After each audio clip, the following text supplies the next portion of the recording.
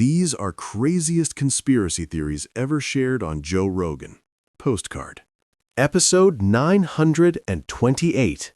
Joe Rogan explains why he rethought the moon landing conspiracy with Arian Foster. I got a question for you, man. Okay. So, I've been a fan of you for a long time, right? So what? Thank you. Appreciate it. I appreciate it. What what made you make the switch from like being a moon landing denier to like That's a good question. Crazy if you don't think No, I don't think we're crazy. No, this is my take on it. Absolutely. I don't know enough about astrophysics, about space travel, about the science that's the work that's been done, about how to get a rocket to the moon and back. I definitely don't know enough. It's rocket science. And I've looked at a lot of very compelling documentaries that explain why they think it was hoaxed.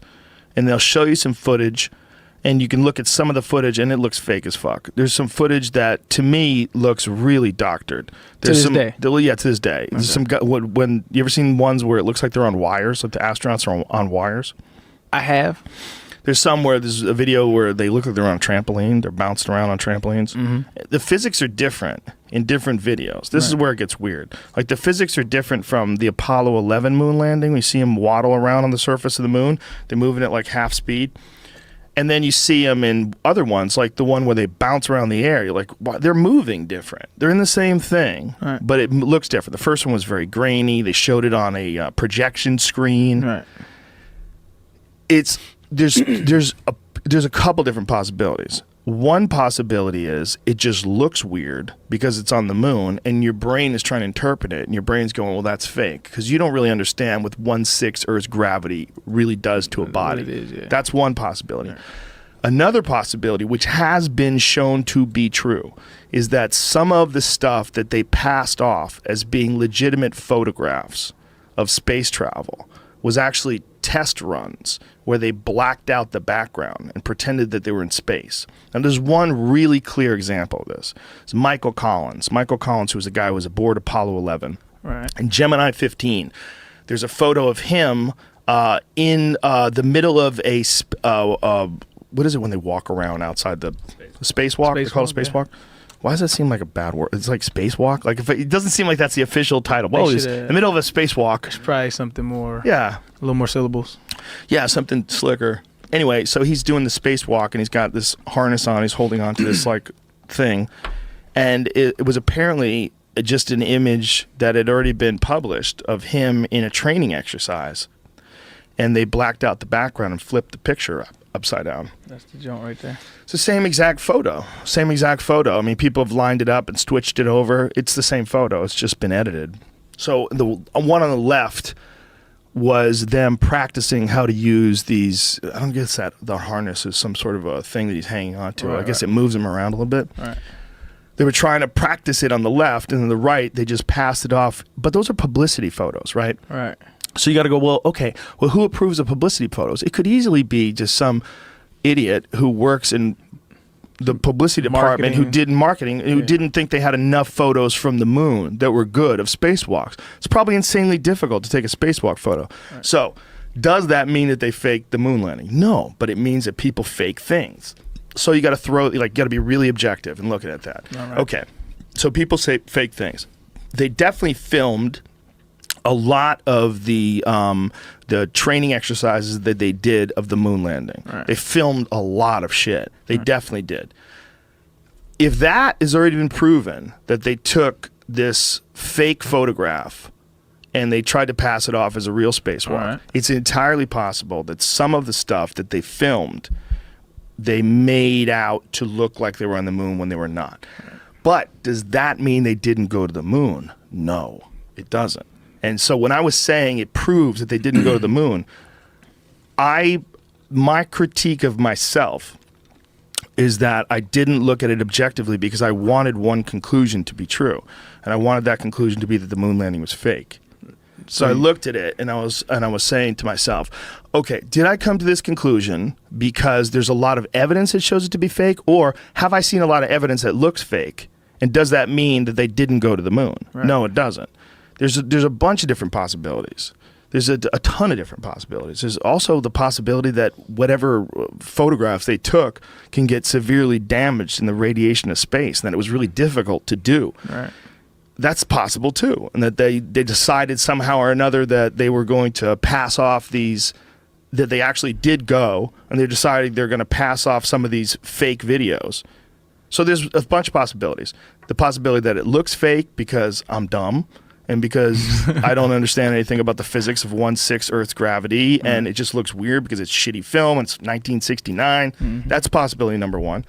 Number two is they fake some things. Or number three is they didn't really have good footage because, like, you couldn't take film through the airport. Remember that? Yeah. Like, people would go through those radar detectors, and your film would get jacked, and they weren't responsible. I didn't have any film, but I know. People that I have friends that are photographers. And my uncle's a photographer, and he would tell me, you can't send the film. Like, if you have, like, you take a roll of film and awesome pictures. How would they get it through? I don't know. I don't know what the fuck they did. But I know that some film has been damaged. Or maybe it's an urban myth. Maybe find out if film got damaged by those radar things at the airport. X-rays at the airport. I could appreciate the mindset, though, of looking at your opinion objectively and saying, am I tripping? Let's look at the facts and say, I'm just not really sure. I think that's the problem with people today, and people period, is that they're afraid to say, I don't know. Yeah. You know what I mean? They're super afraid. It's like, to me, ignorance is such a gift. Like, it just gives you an opportunity to learn some shit if you're humble enough. Like, don't assume you know shit. Like, even the shit I feel like I know, I still feel like I don't know. Yeah, well, that seems you have a very healthy ego for a big, young, fucking super athlete. It's fucking football, man. Like, I know, but what I'm saying your ego is very healthy. You have a really good way of looking at things. I think that's the right way to be, man. You can't be married to like ideas and opinions like that because they're not you, but we think that they are. They're like an extension of us. So we want to win these arguments, we want to be right. I think it gets real scary when you want to be right, and then you're willing to ignore evidence that might show that you're wrong. Right. And that's how I felt about myself. And by the way, if you wanted a conspiracy that's a good one, that seems like it might be possible, the moon landing is one of the best ones, and this is why it's so attractive. Between 1969 and 1973, you still on the fence about this, huh? No, I'm not at all. Okay. But I'm on the I don't know shit fence. That's where I live. All right. But between that time, got a lot of facts on this side. I'm with you though. They sent, I think it was 7 missions. 6 of them were successful. The only one that wasn't successful was Apollo 13, right? They sent these fucking people around the moon, 250,000 plus miles out there and back. But ever since then, all they've been able to do is get people into near Earth orbit. Ever since then, like, the highest anyone's ever gone, I think it's 400 miles. So they went from 260,000 miles all the way to the moon and back to 400 miles. Everything is like inside. And they've never gone through the Van Allen radiation belts. They've never gone to deep space and returned. They haven't done that since 1973. I thought, and I could be wrong, but I thought it was because of, like, funding. Could be. Like, because, you know, meanwhile, LACMA's got funds. Show me how that makes sense. You don't want to fund space travel. You want to fund that fucking acrylic box. Amber box. Great adjective, by the way. That's perfect. It is a great one. I don't think that I know whether or not we went to the moon, but I'm telling you that if you wanted a juicy conspiracy to get excited about, I've looked into it. It's the best one to get excited about. They lost all the data. I see, because, like, I see, like, you know, you go down the YouTube wormhole, you know, start watching Barry Sanders highlights, and then all of a sudden I'm looking at JFK being Michael Jackson or some shit. But like, I just don't see what the motive would be. Like, what is the fucking the Cold War. First of all, we wanted to beat the Russians because we were in a race to see who can get to the moon. And here's one of the things that we do know for a fact: the Russians faked a bunch of shit. They faked a bunch of footage. Yeah. Yuri Gagarin, who was the first man in space, they had a video. You might be an expert on this, man. I studied this. I debated a guy who was a really nice guy, but Phil Plait, who's a bat astronomer, batastronomer.com. Okay. And he was a lot of things he wasn't willing to admit, though, that were unfortunate. Because maybe he could have convinced me more if he was. And one of the big ones was that Werner von Braun was a Nazi. They hired a bunch of Nazis to run the space program. It was called Operation Paperclip. And what Operation Paperclip was they took a bunch of Nazi scientists and relocated them to the United States. We lost some of them to Russia. Russia scooped up some of them. But when we ended the World War II and Nazi Germany collapsed, we went in and took the scientists. Well, Werner von Braun was the head of a rocket factory in Berlin, where they used to hang the 5 slowest Jews in front of the rocket factory for all the other workers to see. Werner von Braun, the Simon Wiesenthal Center said, if Werner von Braun was alive today, he'd be punished for crimes against humanity. This is news to me. No, Werner von Braun was a straight-up Nazi. And this guy was not willing to admit that. Right. It's like, well, just because someone's in Germany. No. No, he was a Nazi. He was a Nazi. Whether or not he actually killed anybody, maybe he had to be a Nazi. Right. I mean, we're not saying that, look, if you're fucked and you're in this neighborhood and that it overcomes the entire neighborhood, you want to keep your family alive, so you put that thing on your jacket sleeve, you put that swastika on, and you see Heil like everybody else. Maybe you're not really a Nazi ideologically. Maybe you're not a Nazi in your heart. Maybe you're just trying to stay alive. That's entirely possible too. But he was a Nazi. He was a fucking Nazi. And they had slaves that were running rocket factories in Berlin where they were figuring out how to make rockets. That's brand new. I need to. Yeah. Operation Paperclip. Cold War, President Truman authorized Operation Paperclip in August of 1945. The U.S. Army secretly admitted 88 German scientists and engineers to help in development of rocket technology, including Werner von Braun, Arthur Rudolph, and Hubertus Strugold. Hubertus. That's a great name. It's not a great name, bro. Bring that back. Hubertus. If you have a fucking stud kid who's like one of the strongest men in the world, his name is Hubertus. He's named after a Nazi. That's my son, Hubertus. Fuck that. Oh, that's true. That's true. He was named after a Nazi. So there was like something in the debate that guy was not willing to admit, which made me even more skeptical that he was right about the other stuff. The other thing was that they, like, moon rocks that they've collected from the moon have turned out to not really be moon rocks. Like, a bunch of them for sure have been tested by scientists, and they've found that these rocks are from another planet. But there was a rock that they gave to whoever's the head of Holland, and it was personally given with a plaque by Neil Armstrong, Buzz Aldrin, and Michael Collins, and it turned out to be petrified wood. Moon rock given to Holland by Neil Armstrong and Buzz Aldrin is fake. It's a moon rock given to the Dutch Prime Minister by the Apollo 11 astronauts in 1969. Turned out to be a fake. So they were giving people pieces of petrified wood saying, this is for you. We went to the moon. God bless America. With 308,000 euros. Now, there's a bunch of possibilities, okay? Let's just be honest about this, because this story is from 2009. It's entirely possible that between 1969... there's multiple sources, but that's the Telegraph. That's a legit newspaper. But you got to trace the source. For sure. What I'm saying is that it's entirely possible that someone stole that moon rock and replaced it with that. That's possible. All right. That's possible. Or it's possible they just had some fake rocks. Here's the thing. Bill Clinton had a quote in his book, in one of his books. I think his book is called My Life. And he had a quote about the moon landing and a story about him having this conversation with a carpenter. And that this carpenter said that he didn't believe the moon landing. He goes, them television fellers, they can make anything look real.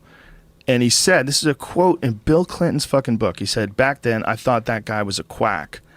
But or a crank, whatever, crazy person. But after 8 years in the White House, I was wondering if he wasn't ahead of his time. Oh, wow. This is a guy that was the fucking president of the United States. And he's talking specifically about an old carpenter telling him the moon landing was fake. And then he says, I wondered after 8 years in the White House if that guy wasn't ahead of his time. Causation, correlation. Yeah. No, look, could be bullshit.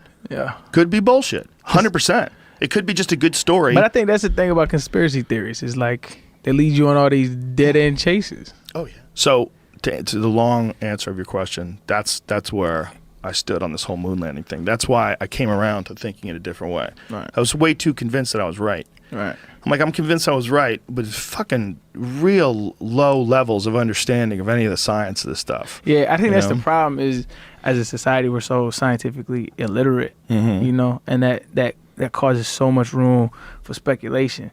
And you're kind of a prisoner of people who are masters of their craft. You're kind of a prisoner to their quote unquote agenda. I don't want to put that bad of a term on it, but you're kind of a prisoner of that because we don't have any choice but to take their word for it or to pursue it yourself. Right, to learn about what they're talking about yourself, to know if they're right or not. Yeah. Well, that's absolutely the case, right? Because you know that's the case in almost everything else. In MMA show number 12, Joe Rogan and Ben Askren discuss conspiracy theories, specifically the moon landings. There's no video evidence of what hit the Pentagon. Well, there's a video of something. I know there was one hidden camera thing or security camera video that was released. But what they did have is all sorts of pieces of aircraft all over the fucking lawn. Yeah. I mean, in a blown up building and a plane that's missing and all the people dead. Like, I'm going to guess it was a plane. Yeah. You know, I think people look for conspiracies in everything because it's exciting. Well, There's I mean, stimulating about it. There is, but then obviously, I know that you don't believe that everything we're told is the truth right away, right? I mean, if we go to something like Gulf of Tonkin incident, right? I mean, that's been proven to be false, or the fact like the banana republics, right, where Dole asked us to go take out one of their dictators because they were going to nationalize all the banana plants in that country. Yeah. I mean, those things have been now proven to be totally factual, that the United States government went and did that stuff. So the fact that, and, you know, in 1960s or 70s, those things were reported the opposite, right? So we can't obviously take everything that we've been reported as truth. Well, there's definitely been conspiracies that have been put together and executed. And these conspiracies have greatly affected the American people. The Gulf of Tonkin's a perfect example. Another one that they were planning on was Operation Northwoods. Yes. Operation Northwoods was one that they were planning on blowing up a drone jetliner and blaming it on the Cubans. They were going to arm Cuban friendlies and have them attack Guantanamo Bay. They were going to sacrifice American troops and American lives.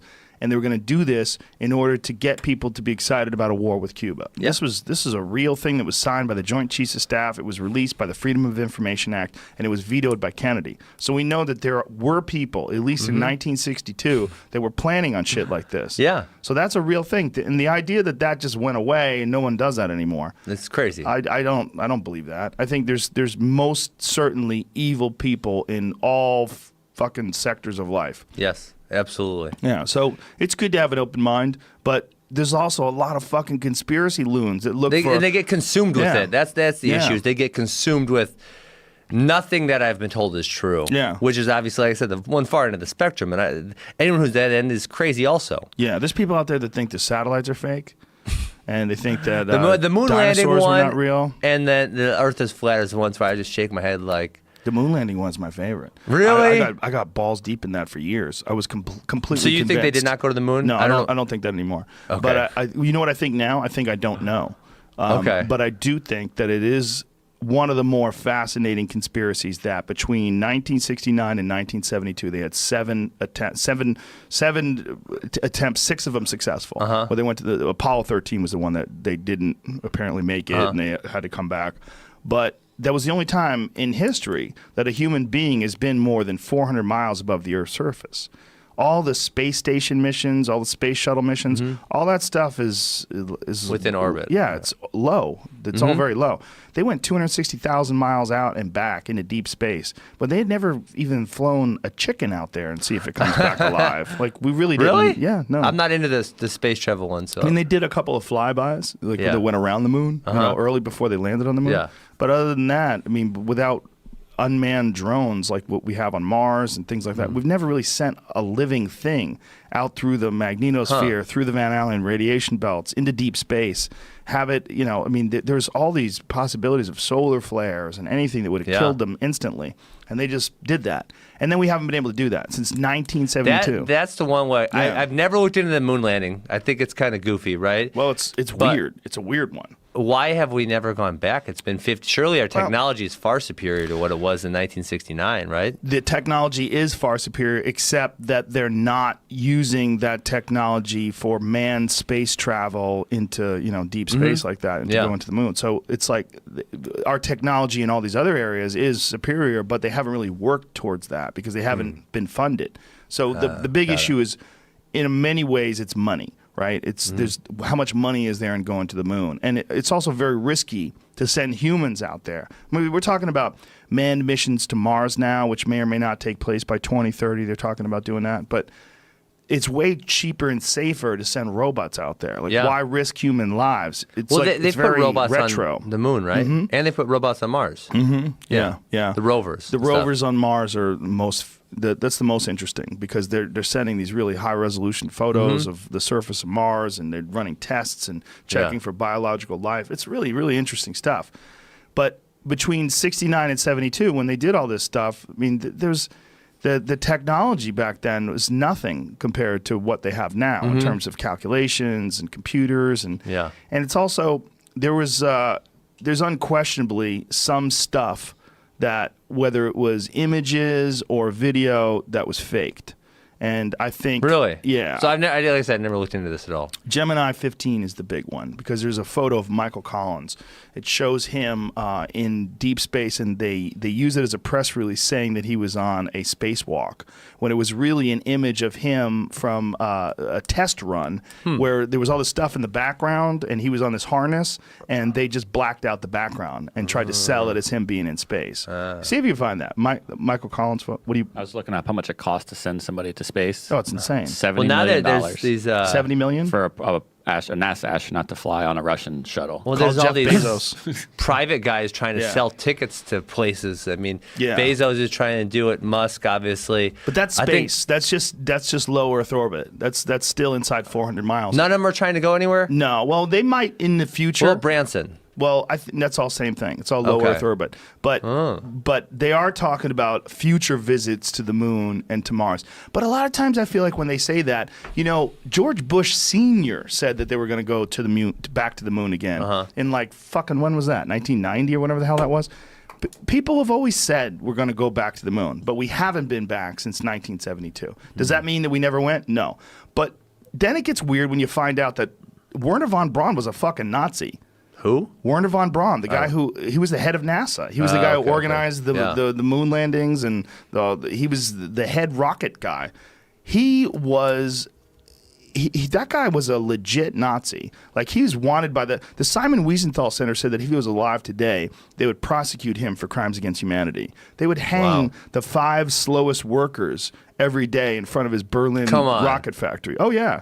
No, 100%. I mean, that's what they did. What they did was they took this thing, it was called Operation Paperclip, where when we won World War II, they took all the top Nazi scientists and they secretly brought them over to America. And they did it on the down low so that no one would think like, hey, why do we have a guy named Werner von Braun running the American space program? Well, it's because the Nazi scientists were insanely advanced. So the question is like, well, were they really Nazis, or were they scientists that were under the boot of the Nazi administration? I mean, well, I don't know. I mean, I'm not around then. Yeah. But I do know that these are the people that were the head engineers and the people that designed it. Werner von Braun himself was saying how impossible it was, just years before they did the moon landing and years before Operation Paperclip, that it was impossible to go to the moon, or how ridiculously impossible it would be. But technology advanced from then to when 1969 happened to when they did it. I stopped saying that we never went to the moon because I really don't know what the fuck I'm talking about. And that's a big part of understanding these conspiracies. It's like, hard. You have to really know, how much do I know about rocketry? How much do I know about aerospace? Zero. Yeah. So if I'm running around saying I don't believe people went to the moon, what is it based on? It's based mostly on ignorance, speculation, and the excited feeling that comes with trying to uncover a conspiracy.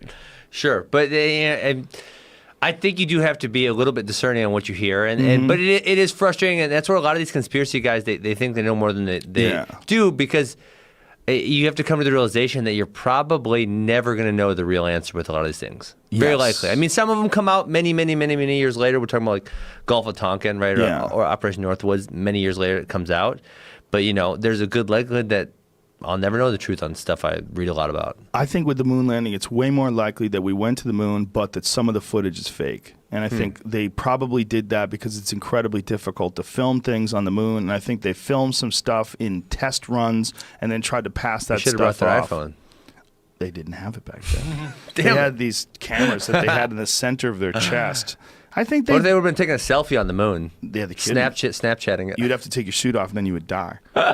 They didn't have a camera that you could put in front of you. Well, maybe they have one of those clicker buttons they could have with their big gloves on, and they put the thing out, and then they click it, and then boom, Snapchat, Wi-Fi on the moon. Well, that's what they said. Well, it was that they did it remotely. That's how they captured the video of the lunar module leaving the surface of the moon and panned up and watched it go. That they did all that remotely. It's all. There's some squirrely footage. You ever see the video of them jumping around? It looks like they're on trampolines. Yeah, I've seen that. Like they're just bouncing straight up in the air. You're like, well, what the fuck is that? How come the physics are different in different flights? Like in some of the flights, like Apollo 11, they're barely getting off the ground. Isn't it one where they're walking, but they're kind of going, like that? Well, there's ones like that, and then there's also ones where they fall down. It looks like they're getting yanked up by wires.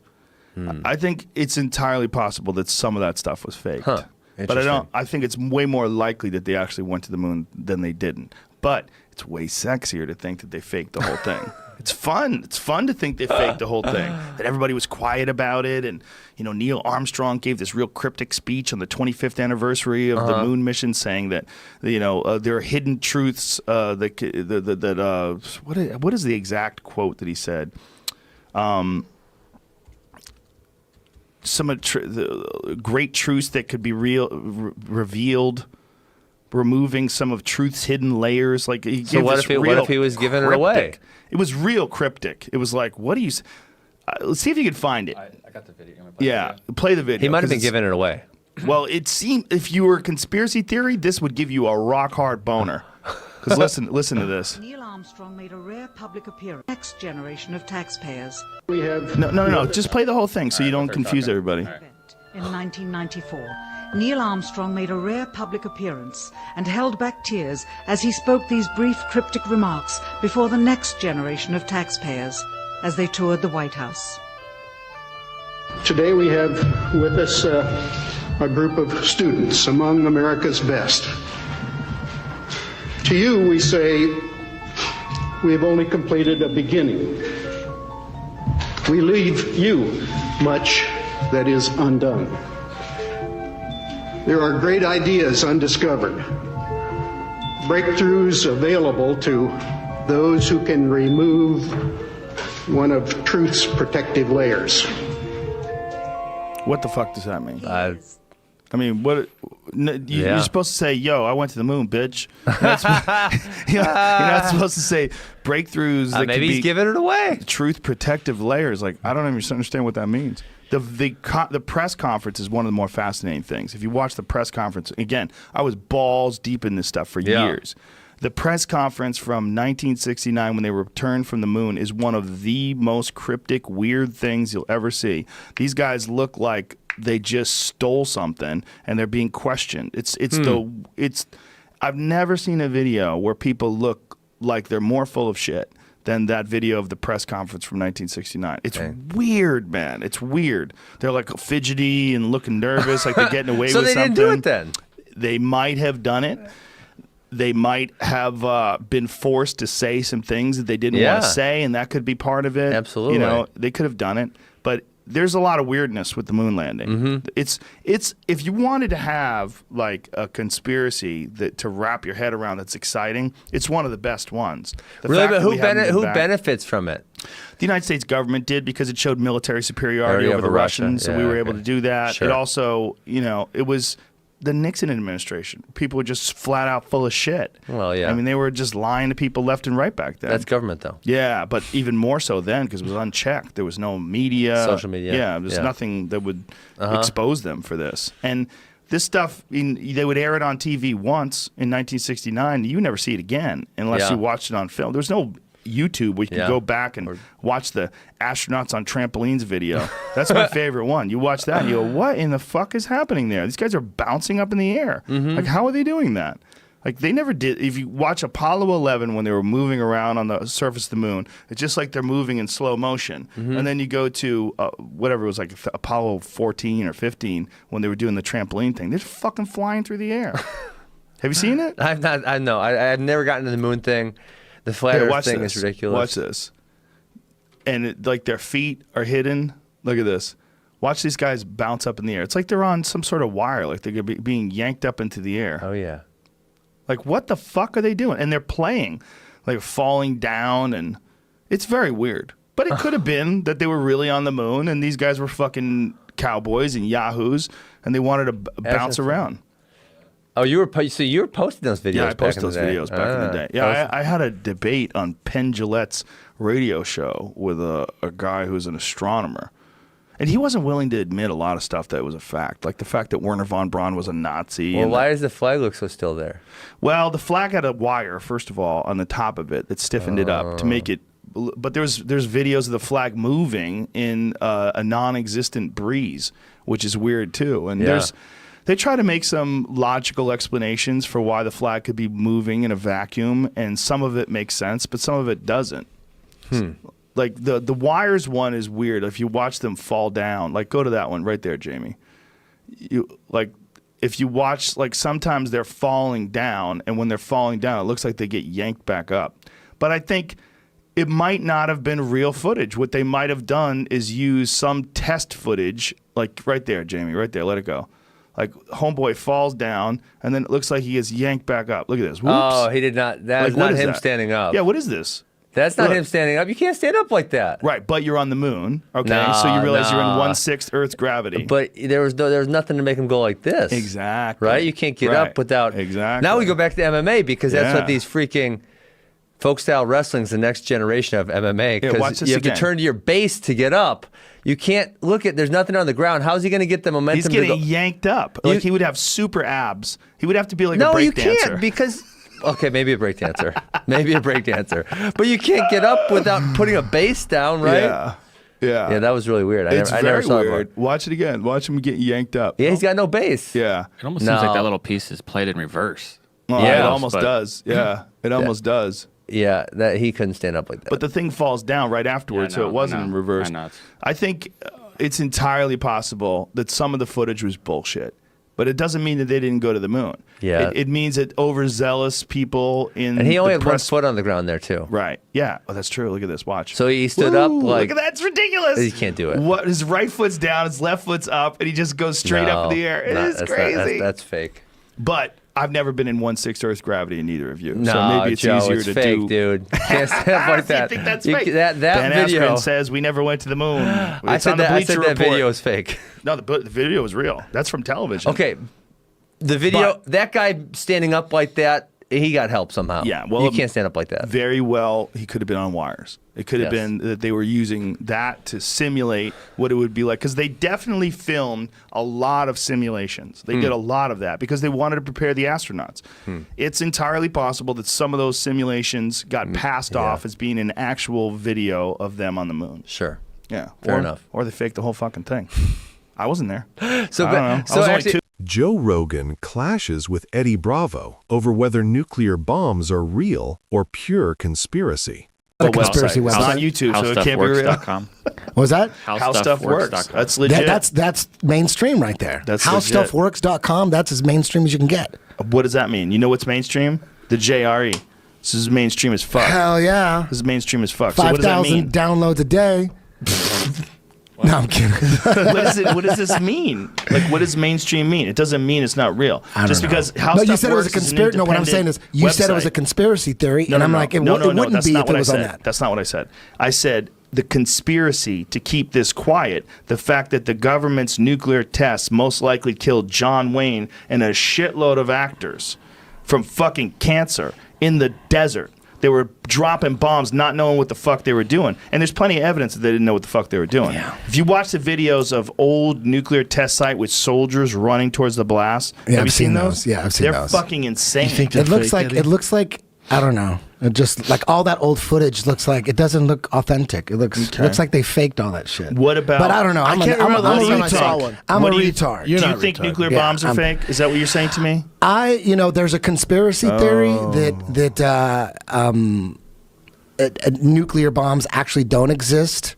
That they never actually figured it out, but they realized that the threat of nuclear bombs is good enough. But Eddie, you can see the bombs. The atom bombs? But how do you know by seeing them that they're real? Did you ever see the one where they dropped the bomb in the ocean and they didn't know how much of a blast it would create? But what I'm saying is, they didn't have the fucking ability to fake this when they did it. But all I'm saying is, how do you know it wasn't just a regular powerful bomb? Like, how do you know by watching a bomb go off? But how do you know it's nuclear if you watch the bomb? Pull up the nuclear test. I don't know what a nuclear bomb looks like when it blows up. I don't know. There's nuclear compared to a regular bomb. I don't know. How would you know the difference? I'm not a bomb expert. Me neither. I don't know. Eddie, listen to him. We have things that can test nuclear radiation. But I'm saying, how can you tell? I know that because you can do tests. I don't know. You can do tests with those instruments. But I've never done those tests. You can. You? You can. I have. I don't know. Can you? I don't know. But Eddie, you can though. This is not something that you're studied in. I'm saying I don't know. I know, but I'm saying I don't know. But I'm saying telling you can. How can people look at a bomb? You're saying someone else figured it out. How can you look at a bomb and I think you're thinking about shit the wrong way. I really do. No, I'm just saying if there was videos of 20 bombs going off, would you be able to pick out the nuclear bombs? Eddie, they make these giant mushroom clouds. They're very unusual. It's not like a regular bomb. I'm not saying that. Pull that video I'm just up saying, of the bomb in the ocean. How can anybody tell, like a regular Before person, you how could ask you that tell? question, I think you should probably talk to a nuclear physicist. I'm just asking questions. I don't know. But to question it like it's not real is ridiculous. They killed how many fucking people in Nagasaki and Hiroshima? How do you know what kind of bomb that was? Watch this. Watch this bomb. Aren't there still? Look at this. I don't know. How do you know if that's what kind of bomb that is? That is the craziest amount of power you could ever imagine. I could never imagine something that can blow the ocean a mile into the sky. Okay. And that's just one video of it. There's another one of those videos where they do it from a distance where you look at the water where it's falling from. I get that. See if you can find one. Do you understand? It could be a nuclear bomb. I'm saying, all I'm saying is, how can you know for sure? Look at that. How can you know for sure? How many whales died in this? Oh, everything died. Everyone. All the fish. They made some tuna salad out of that motherfucker. All the fish are fucked. Look at the water come down. How crazy that is. That boat's fucked though, huh? Look at that.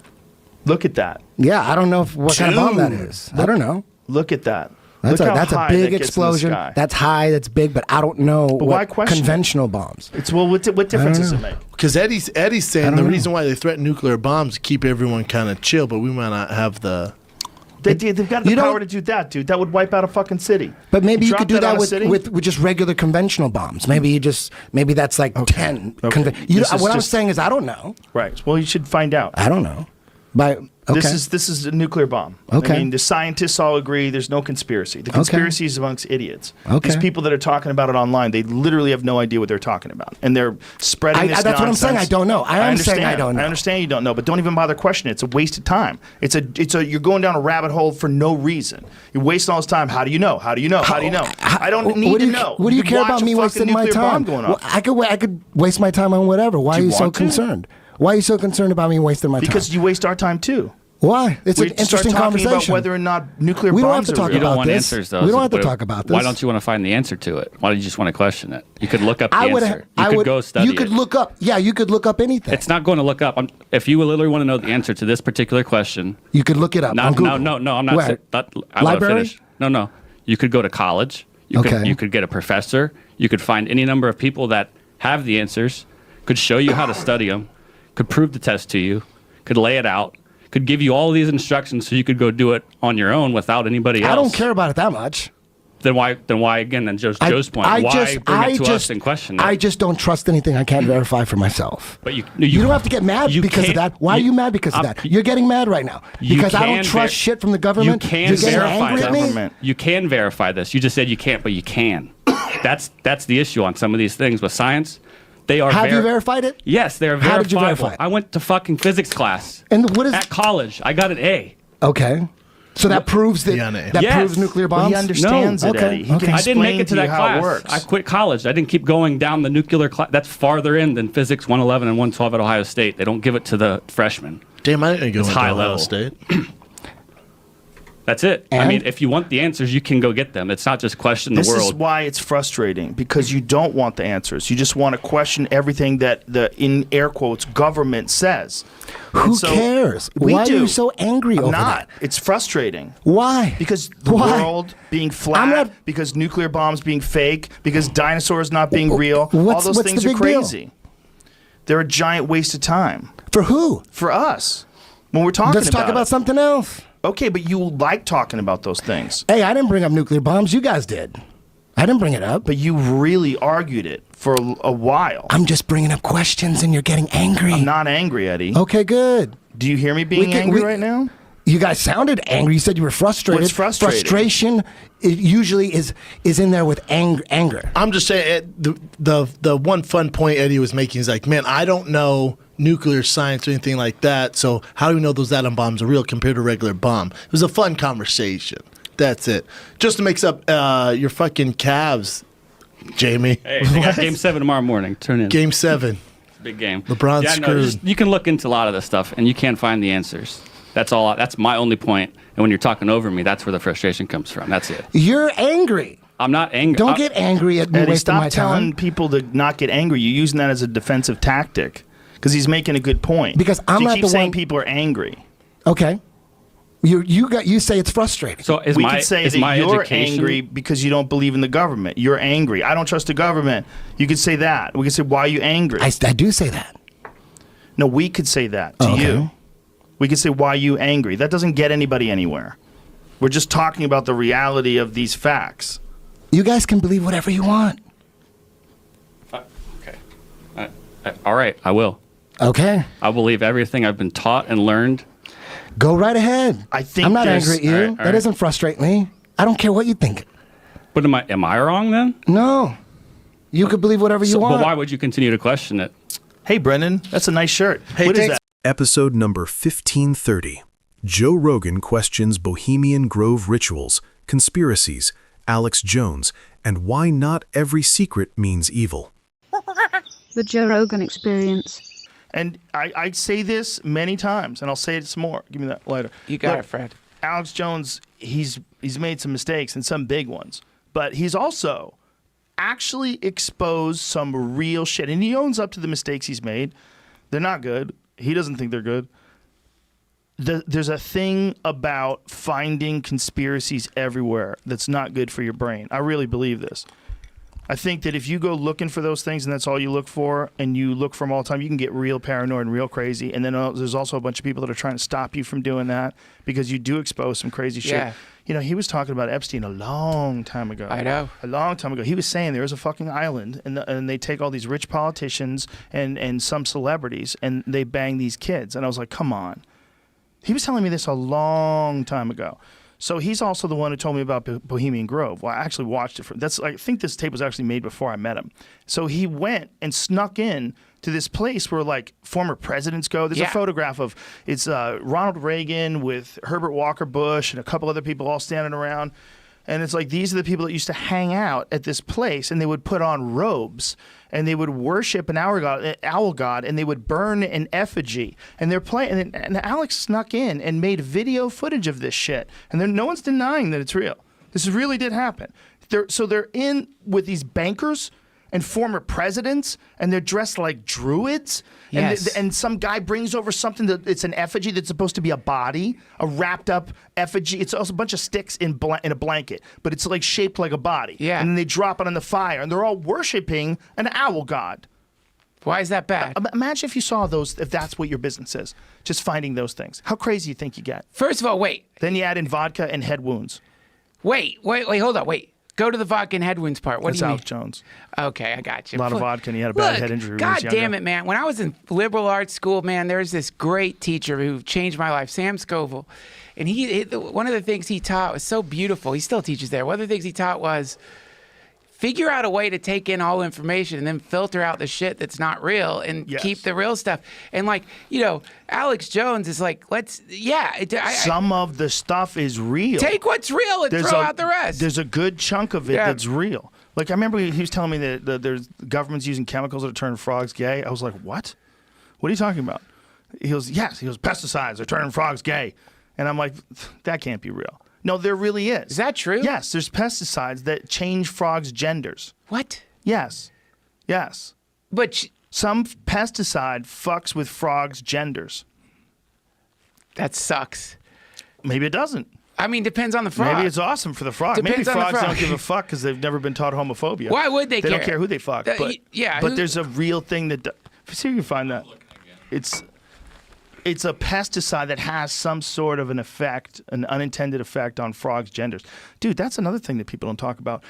Pesticides that have been used in like golf courses and like there's people who live around those. That's a chemical dump.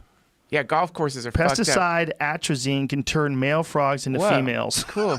So this is a fucking pesticide Berkeley that News. changes the gender, or should I say the sex?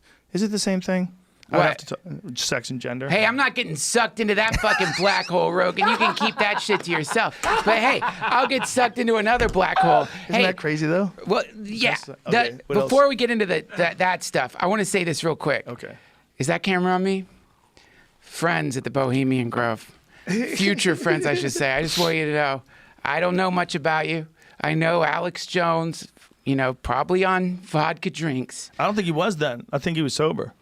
He started drinking after all this. Please don't fuck this up. Sorry. So you had an infiltrator. Look, I went to a summer camp. We had bonfires. We wore robes. I mean, not like maybe what you do. I just want to say, hey, come on. Invite me. Please. I won't tell anybody anything. I've heard you guys are pretty awesome. Actually, what I've heard is the idea was to get a bunch of hardcore neocons together and then mix some artists in the hopes that like having like brushing shoulders with artists would in some way, shape, or form loosen some people up a little bit. And I've also heard you have a tram that connects campsites there to other campsites, meaning you just get in the tram and suddenly you're hanging out with Dick Cheney. Listen, I won't tell anybody. I got a podcast. I won't even tell Joe. Let me in. I'll worship Moloch. I won't worship Moloch if it means hurting people. But I don't understand why people are upset about fucking. By the way, that fucking Jesus video. Christ. What's wrong with worshiping it? Nothing. This is You're the getting thing. so excited. This is the thing that I get confused about here. Okay. It's like in our country, we've got people who are Christian. Yes. And that's a beautiful thing. And I do love Jesus. I was reading the book of Mark today regarding the parable of the sower. But that being said, I don't think it's fair necessarily to tell people they can't worship an owl or burn an effigy in front of an owl in some kind of symbolic magical ritual that represents the disintegration of your negative energy or whatever it may be. I really don't know.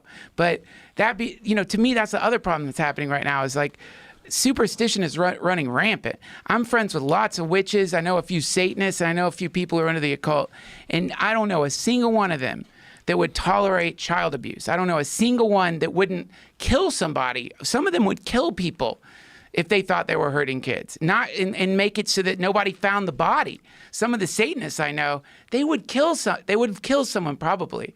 I don't know for sure. I'm not trying to throw any Satanists under the bus, but I'm just saying like this idea that we can't have alternate pagan religions in our country without immediately being associated with human sacrifice or child abuse, I think that goes against the American spirit. It's like, look, because people don't want to subscribe to your particular, like, very popular global religion doesn't necessarily implicate them in, like, something that is truly a horror, which is human trafficking. Right. So to me, this is the problem. Is like, man, we got to be a little bit more nuanced in our in our conceptualization of these people. Again, I don't know what's going on at the fucking Bohemian Grove, but from what I've heard, it's basically a summer camp for billionaires where they try to get artists in there to like loosen them up a little bit. That's what I've heard. I could be wrong. Who told you this? Is this? I honestly can't fucking say.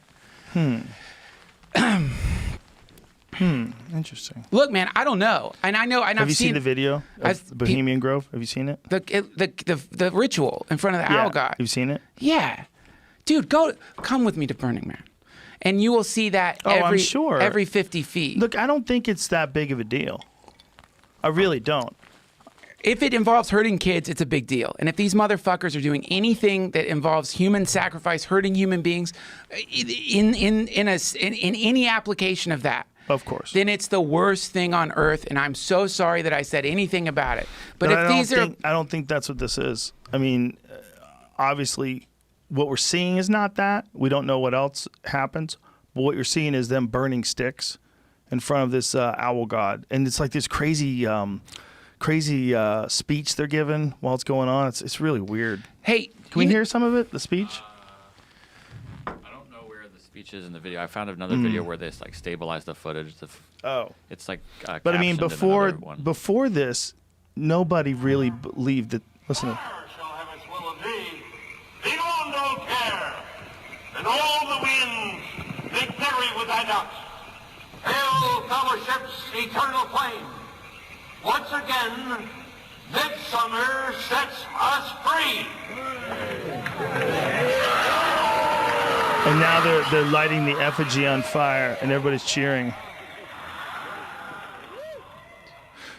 It looks fun. Stanley Kubrick had this quote once to Nicole Kidman, I think it was, and they were working on Eyes Wide Shut. See if you can find what she said about the elites that he had said. I know I saved it. I can find it if I have a chance to look at my laptop. But it was something about him, talking about the powers that run the world and that they all have something on each other, and that's how they all can stay together. They all compromise each other. That's what Skull and Bones was about. Like, that's what all that stuff's about. So he had a much more concise quote on that. But when you see something like that, you go, well, maybe it's like fun that they do it, that nobody knows they do it. You know what I'm saying? Yeah. Like maybe it's like one of those rituals where you get together, your dad thinks it's hilarious, and you both put your hoods on, you go out there and you burn the owl, or you burn the sticks in front of the owl. And what's fun is that you're not supposed to be doing it, and it's a secret, but nothing really is happening. That's also on the table. Yeah. It's possible, but it's fucking weird, man. That was weird. Episode number 2124, Dave Attell and Ian Fidance. Joe Rogan questions Maui fire conspiracies and government failure. Sun is here. We are... Pick up the skulls. Yeah, so... so, this is us. Yeah. Hold on, this is going to be fun. This is us. Right. Moon. Yeah. Moon is rotating around us. We're rotating around the sun. Exactly. So you're saying the moon is rotating around us the exact same The moon speed. is rotating around us, but not rotating. So it's not spinning as it's rotating. We spin. So it follows us. Why doesn't it spin? That I don't understand. Because it follows us. Like, say, look, like here's the palm of my hand. Well, I'll show you right here. Watch me. Here's the palm of my hand, right? Yeah. Okay, now imagine this is the Earth. Yeah. Imagine the Earth is spinning. Okay. And the palm of my hand follows the Earth as it spins, but you only see this palm of my hand. You don't see my knuckles. You don't see the back of my hand. You see the palm of my hand because it never spins. So the moon, when we see the moon, so like if you're looking out and you see the moon, you see the same moon every night because you never see a moon that's spinning. The moon doesn't spin. Hence, dark side of the moon. Exactly. Exactly. So that's why it's a moon and not an individual planet, because it's as big. It's actually bigger than Pluto, right? Oh, and an Pluto was a planet would be for a locked long into the time. gravity of the sun. Exactly. But since it's locked in our gravity, exactly, it's a moon. Yeah. That's see how it works. See, as the Earth spins, oh wow, the moon gives us the same face constantly. So we come around and see it because the moon's gone, then the moon's there. What's but on we the always other see the side? same side. Anything interesting? Aliens. Do you think? Aliens and Do you think? Nazis, mostly Nazis. Nazis. Dude, the aliens pick the worst group of people to collaborate with. Or the best. What if aliens just cared about like technology so much? They're like, oh, these guys got some good ideas, and they didn't even learn about any of the other shit. Well, they just were like, who understands rocket propulsion the best? Imagine if they thought about us the same way we think about like wasps. Where it's just like, it doesn't matter. Like, I'll let pick them kill one. each other. Like, Dude, but they're really good at designing engines. And eventually we get up there and we go, listen, buddy, there's some pretty bad other shit going on with the Nazis. And we have to explain to them like what Jewish people are. Like, imagine that conversation. Yeah. Oh, well, okay, but the engines are amazing. They have BMWs, the shit. Like, they're into the cars. They don't even, have you seen an SL500? Bro, E46 BMW M3. Shut the fuck up. Shut up. So is that the thing? Is that what they think? Is that is that the conspiracy? Give me the conspiracy, no facts associated whatsoever. Well, the conspiracy is that there was connections between the Nazis and the occult. And this is the thing that they always talk about, like maybe even Satanism, maybe even summoning evil entities from other dimensions, and that, you know, the real conspiracy is that, like, if you think about the amount of horrific things they did, they were absolutely abhorrent, absolutely, like, contrary to what we would think of as been the best values of human nature. And the whole country got behind this. Like, how did that happen? How did they kill so many people? If you were a person who was inclined to, and I'm not saying I'm not. I'm not saying I don't believe in demons and Satan. I'm not saying I don't. Because I think that's foolish too. Imagine if it was real. You see that type of evil, you go, okay, well, maybe that's associated with something. But you gotta think something happened during that time where the world dipped into a darker dimension than it's ever experienced, in at least in the lifetimes of those people that experienced that. Like, what is that? Like, what the fuck causes that? So you think that they demons? tap into something? They tap into a dark energy? I think it's a part of everything and maybe a part of us, which is why you can talk about the Mongols and what the fuck they did, and why you talk about the Comanches, and how it took like 100 years for people to conquer Texas because they just kept getting slaughtered. Unbelievable Everybody got slaughtered. Episode 2011 with Brett Weinstein. Joe Rogan explores wild Super Bowl conspiracies, propaganda claims, and celebrity influence. Down the Ali Henry Cooper fight, and the long warns that UK digital IDs could enable total control, tying identity to scores, limits, and Dennis McKenna discuss simulation theory, the future of humans merging with technology, and how psychedelics can help maintain wisdom and connection with nature. I honestly think it's coming from his wife. Those folks are not going to like this. I think it's coming from his wife. This is going around today. This is a jacket she wore to what she's saying? Meeting. It says, I really don't care, do you? Yeah, and this was to a meeting of the immigration kids. She's meeting the kids. Yeah. What is that? Is that some fashion jacket? That she wore to that event, yeah. What a stupid fucking thing to wear. I really don't care, do you? Yeah, I care. Yeah, I do care. But what are we talking about? What a bizarre, open-ended question. I really don't care about what? This is the tone-deafness of these people. They have no sensitivity to she's how an it open looks. critic, though, of separating children from their families. And she actually made a surprise visit to the Mexican border today to check in on it. Yeah, to see what's going on. Good for her. Yeah, good. Well, she's an immigrant. I mean, this is the irony of the whole thing. She barely speaks English. The whole thing is so bizarre. Is that his own wife is a fucking immigrant. I mean, clearly. The whole thing's crazy. It's really strange. But that jacket, like this is the sign of the simulation. Have you considered the simulation theory? Yes. Might be real. Might be real. It might be real. I mean, well, sometimes I do wonder. I mean, it's like reality, whatever we choose to call it, is becoming so weird that I often ask myself, who is writing this shit? And can't they get a better writer? You know, I mean, the plot is so absurd, and yet, I began actively considering it when Congressman Weiner kept pulling his dick out. I was like, this is just crazy. Right. That guy. I'm like, this is just too much. And then when Trump won, I just was sitting down going, imagine if one day someone shuts it off and the lights dim and then they turn back on and you realize, well, the game's over. How did you like it? And you're like, what? That was fake? Yeah, you just went. It only took an hour. How long did it seem? Like 50 years, you know? And you're in a simulation with artificial memories implanted into your mind. Well, the one day that the idea is that there's going to be an artificial reality or a virtual reality that's so good that it's indistinguishable.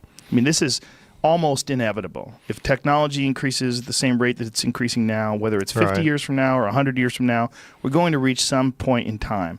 So the real question is, when we do reach that, how will we know? Well, what if we're already there? Yes. What if it is a simulation? Yes. How would we know? And how do we test it? Yeah, how do we test it?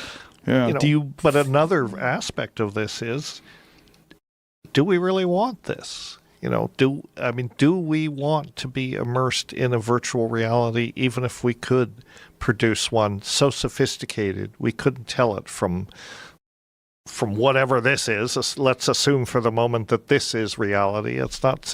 Do we want to migrate into a virtual reality? My real concern, is that we are the last wave of the biological human. I really do believe this. I'm concerned about that too, and I'm not sure. I think that's a good thing. I don't necessarily think it's a good thing for the biological human, but I feel like if you separate yourself from the idea of good and bad and the inevitability of innovation and progress, if human beings continue to make more and more complex electronics with higher and higher capabilities, it's inevitable that we become symbiotic with these things, that we ingrain them into they're going to become a part of your body. We're going to replace body parts with more efficient body parts. Right. And we're one day going to create some sort of artificial life. Now, whether we become a part of that artificial life, we merge with it, or it just assumes the role of the leader of the earth, one of those things is likely to happen within the next 500 years. It's just... And that's a really generous time frame. Yeah, I think that's a generous time frame. Yeah. Well, this I mean, in some ways, this is sort of, this raises the issue about, one of the things that psychedelics put in front of us, front and center, is the fact that we are getting estranged from nature. Yeah. That's the main lesson. We're getting estranged from nature. We have to re-understand our relationship and become a partner that's in the symbiosis with nature. And this projection is the exact opposite of that. Yeah. So is that, so maybe, and this raises also one issue that we haven't really touched on, but technology, which is what this virtual reality stuff is, and what any artifact is. Psychedelics are technology. Molecular biology is technology. Cybernetics is technology. Technology inherently has no moral dimension. These are not good or bad things. The way that they are used by humans, the decisions that humans make in the way that they're going to exploit or deploy these technologies, that's where the moral dimension comes in. Morality comes out of the human heart, and we are, one of our problems, I feel, as a species, we're extremely clever, but we're not wise. Ooh. That's what it is. We're not wise about what we do. We're not able to step back and say, well, yeah, we can download the brain into cybernetics, or we can produce an artificial body, or we can do all this genetic stuff. Do we ever stop to think about, just because we can do something, should we do something? And the arrogance of science, this is also a problem. The scientists will say, well, we are scientists, right? We can do it, so let's do it. Right. We can do the Hadron experiment, and maybe it'll collapse the space-time continuum, but a very small probability.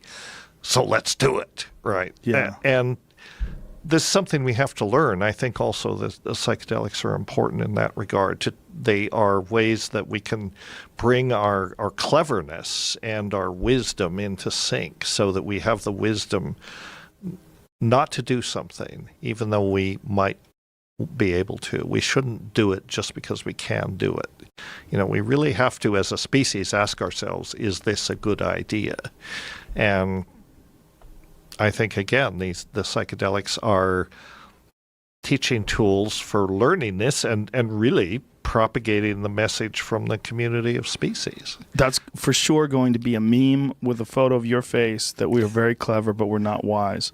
That's for sure going to be a meme. Some dude is or gal is working on that right now. Well, I've been talking about this for years, but that sentence is so striking. Yeah. My real concern with this stuff is that this is inevitable. And this is just like the single-celled organism became the multi-celled organism, and that the thinking, curious monkey who strives for material possessions is designed to create artificial life. And this is just what we're set here. I've described it as that we are the technological butterfly that will emerge from the cocoon. And right now we're creating this cocoon, that we are this caterpillar, this technological caterpillar, and we don't know why we're making this cocoon, and that we are going to give birth to this artificial life, this next stage of and that may complexity. Be true. That may be true too. I mean, what you say is true. On some level, anything that can be done is going to be done. Somebody's going to do it. Right. But so, is it good? Is it good?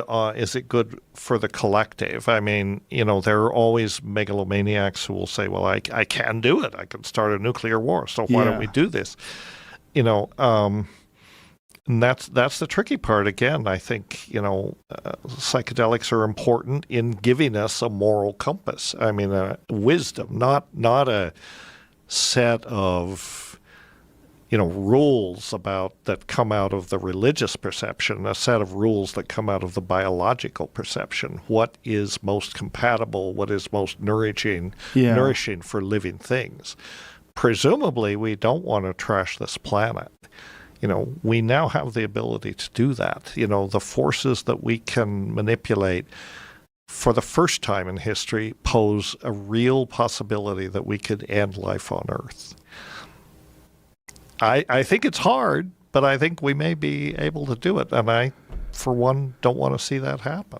I had a bit a few years back in my comedy act about the origins of the universe, and that what happens is people get so smart that they develop a Big Bang machine, and that someone's sitting around and some guy who's on the autism spectrum was filled up with SSRIs and antidepressants and drinking Red Bull all day. And he just goes, "Fuck it, I'll press it," and he hits the button, and boom, we start from scratch. And then every 14 plus billion years, someone develops the Big Bang machine and hits it, and that's the restart of the universe over and over again. You're really obsessed with this idea the universe is a simulation, aren't you? I am. Yeah. I am in some ways. It's possible. I mean, it's possible. It is. Well, it's inevitable that there will be simulated worlds. Right. I'm not necessarily completely obsessed with the idea that we're living in a simulation, but I am completely obsessed that we are a relic and that we are on our way out.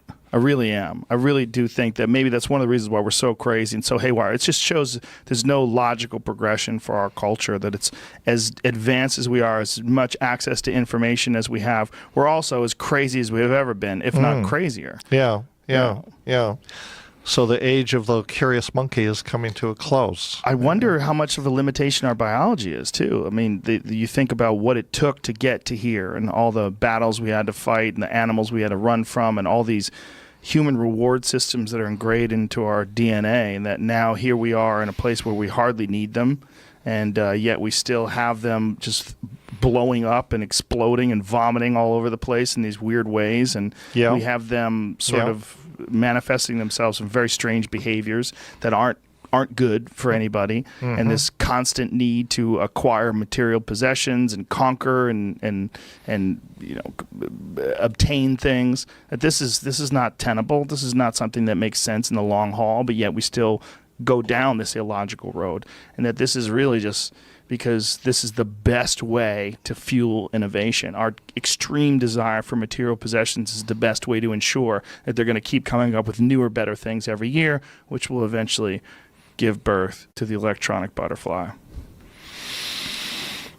Well, I don't know what to say about that. Yeah. I mean, it may be where we're headed, and it may be that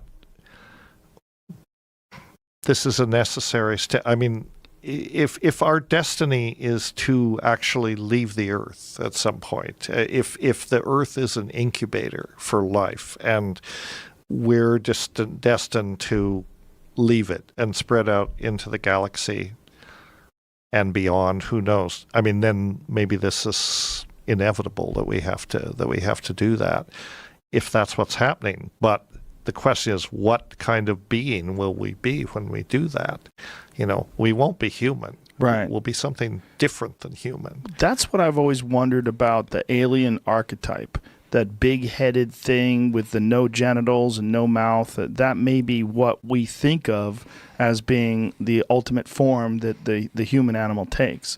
Right. If we do symbiotically merge with technology and electronics, that might be the form that we take. It's just so strange that one accepted form. And I've heard the idea that this image is something when young eyes from a newborn baby sees a doctor and sees the doctor with the mask and the face, and this is what they see, and that this is imprinted in our mind, this traumatic experience of the birth and the bright lights and the operating table.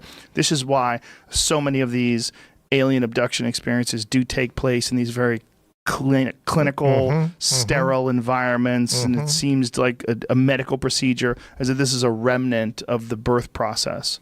I've heard that experience. I've heard that explanation, but it also it strikes me that these things are there. If you go from ancient hominids, you go from Australopithecus, and then you go to modern computer programmer who doesn't exercise, and you look at their body, this sort of like doughy, thin body that doesn't move very well. Right. And then you go back to this muscular ape-like creature that's covered in hair. They've lost all the hair, they've lost all the muscle, they've become thin, and then where's that going? Well, it's obviously going in that same direction.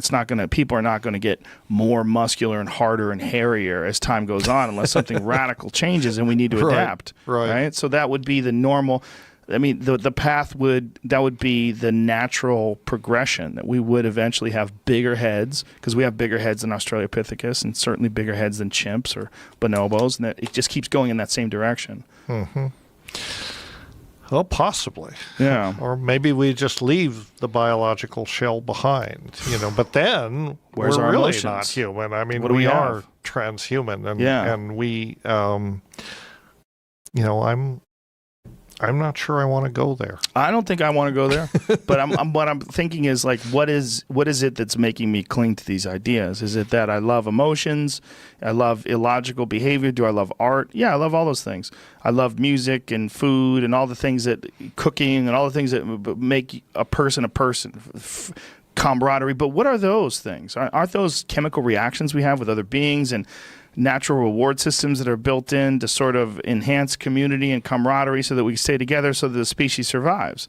Like, what if there's something that supplants that? What if there's something that far surpasses that in terms of pleasure and connectivity? And we realize that emotions are just these ancient systems that were put into place when there wasn't a better option. But these better options, it's much better to get your food from a supermarket than it is to chase down a gazelle for 2 days until it dies of heat stroke. I mean, these systems improve over time. This animal that we are now is very different than the animal we used to be. Why do we want to stay in this imperfect state? That seems even more ridiculous. That we'd like to stay humans forever. But humans are so flawed. There's a reason why we have all this nonsense in the world, and our society is sick, and we are twisted and confused. But a part of it, at least, has to be that the human animal itself is very flawed, because there's no perfect culture. You can't just chalk it up to culture. Because if you did chalk it up to culture, you would say, well, this culture sucks. But if you go to this culture, it's amazing. There's no crime. Everyone loves everyone. It's completely open. There's no need to worry about money because everybody's generous and everything gets, and they're really brilliant and they get along and they create new architecture and everything's fantastic. It's the perfect society. That doesn't exist. But isn't that the culture that we can create with the help of psychedelics? Now we're Isn't talking. that what we're shooting for? Now we're talking. A truly humanistic culture where love is what's happening, where it's driven by love and not by hatred and rivalry and scarcity and fear.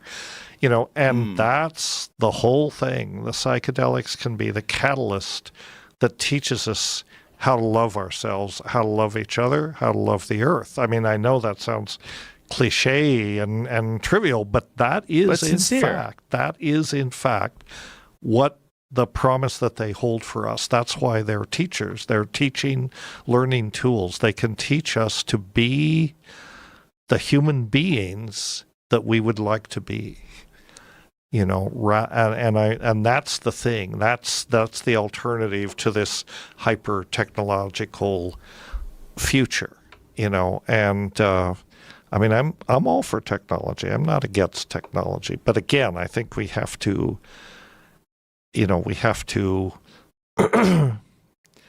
we have to bring wisdom to it. We have to make a situation where it is not controlling us. We are controlling it, and we're thinking clearly about.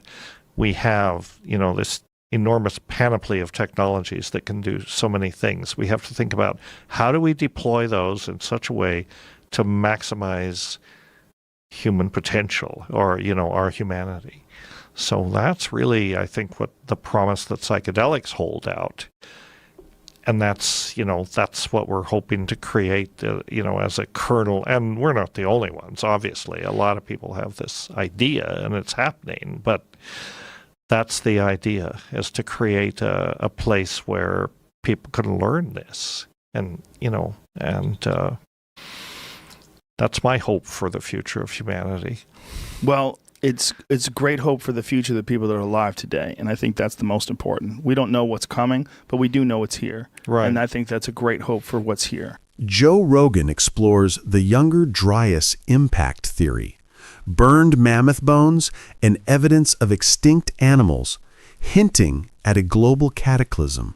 So the Randall Carlson Graham Hancock theory, which is not really their theory, it's an actual scientific theory called the Younger Dryas impact theory, that says that there's a certain period of time somewhere around between 12,800 years ago, and then Graham thinks it's probably happened multiple times since then, maybe not as big or maybe but similar impacts, where we pass through this comet cloud.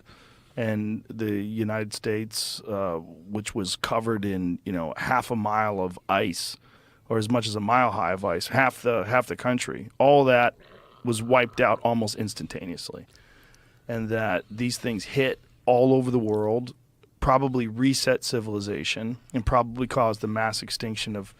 In North America, it was like 65% of the megafauna died very quickly. Geologically speaking, real quick. Yeah. But to add a little interest to our site, we do have excavators. We do dig around. We'd have mining gravel operations and stuff like that. But in the boneyard, we use the excavators primarily to keep the drains open. And we were digging one day and we found burnt bedrock. And you've probably seen a picture of that. Yeah. But the bedrock is actually burned. I mean, you can tell it's burned. You rub it, it's got charcoal. I mean, it's like, and the gravels right above it are burned. Now, to go along with that theory, we had sea levels that rose 300 to 400 feet in a relatively short period of time. And Beringia, which was that land bridge that came across, suddenly it was no longer a land bridge, it was underwater. Worldwide, sea levels rose 300 to 400 feet around the globe. Yeah, quickly. Real quick. And might have been quicker than the megafauna could adopt to.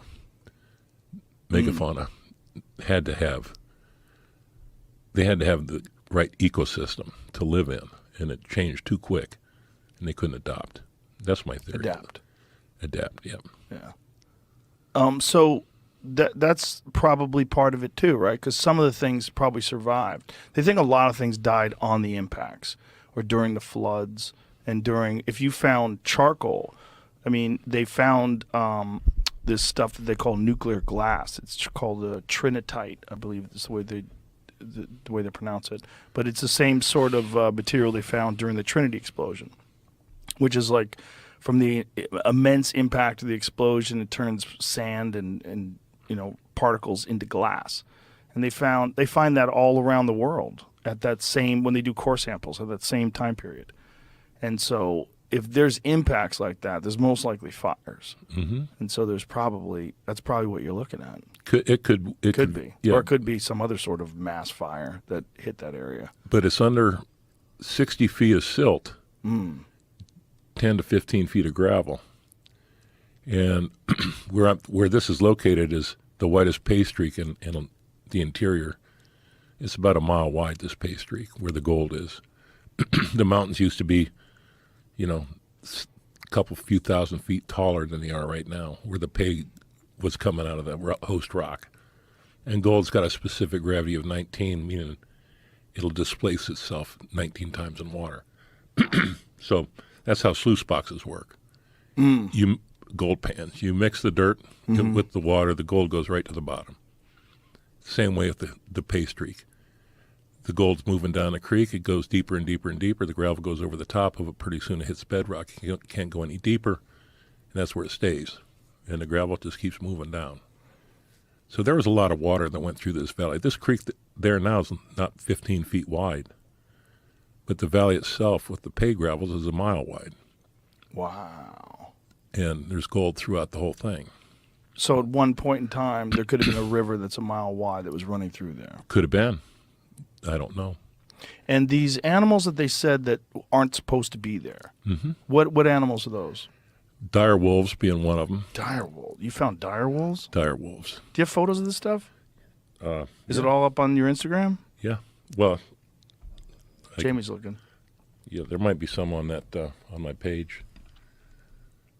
So when you found dire wolves, like in what condition? Just the bones? Yeah. Because you found some tissue too, which is kind of crazy. Yeah. Like a lot of these animals died, and you found little pieces of soft tissue and tendons and ligaments, which those paleontologists were thrilled by. Like they couldn't believe it. Yeah. Yeah, they had bones with marrow still in them. Wow. And the carnivores had pretty strong jaws. They liked the marrow. That might explain why so many bones are broken, where they're broken. They chewed into these animals. And one of the other extinct, not just dead, but extinct animals we found up there is, we've never found elk before. Well, we found some elk, but the experts say they didn't exist up there. And I know you'd like to hunt elk and eat elk, but elk exist in Alaska. They exist down. I think they do. They do. They do. So that's a direwolf skull. Yeah.